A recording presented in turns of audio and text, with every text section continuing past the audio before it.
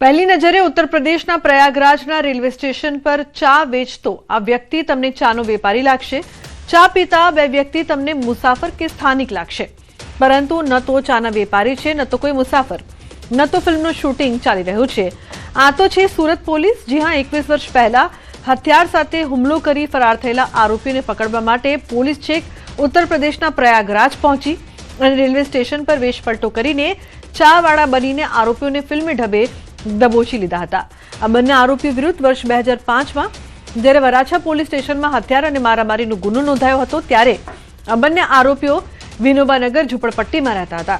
ગુનો આચર્યા બાદ તેઓ રિક્ષા અને ગન મૂકીને વતનમાં નાસી ગયા હતા। સમય જતાં મહાનગરપાલિકા દ્વારા આ ઝૂંપડપટ્ટી તોડી પાડવામાં આવી હતી।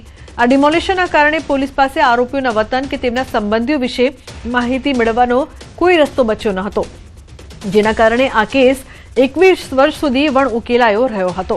પરંતુ પોલીસે મહેનત ન છોડી અને અહીં રહેતા લોકોનો સંપર્ક કરીને ફરાર થઈ ગયેલા આરોપીઓનું પગેરું શોધી કાઢ્યું। યુપીના પ્રયાગરાજમાં હોવાની માહિતી મળતા પોલીસ માટે આ ચોર પોલીસની રમત જેવું હતું। બાદમાં ટેકનિકલ સર્વેલન્સની મદદથી તેમનું ચોક્કસ લોકેશન પ્રયાગરાજના અત્તર સુઈયા પાસે હોવાનું ટ્રેસ કરવામાં આવ્યું, જેથી પોલીસે આરોપીઓને પકડવા માટે ચાવાળાનો વેશ ધારણ કર્યો। હેડ કોન્સ્ટેબલ લાલભાઈ પોતે ચાવાળા બની ગયા હતા અને કોન્સ્ટેબલ સમજીભાઈ લારી પર વોચ ગોઠવી હતી। હેડ કોન્સ્ટેબલ રાકેશભાઈ ચાની સ્ટોલ પર ગ્રાહક બનીને કલાકો સુધી બેસી રહ્યા હતા। બાદમાં તક મળતા જ તેમને દબોચી લેવાયા હતા। તપાસમાં બહાર આવ્યું કે પકડાયેલ આરોપી સંતોષ યાદવ પ્રયાગરાજમાં ઈંડા અને ચાની લારી ચલાવીને સામાન્ય માણસ જેવું જીવન જીવતો હતો, જ્યારે બીજો આરોપી શિવ યાદવ ગેરેજ ચલાવતો હતો।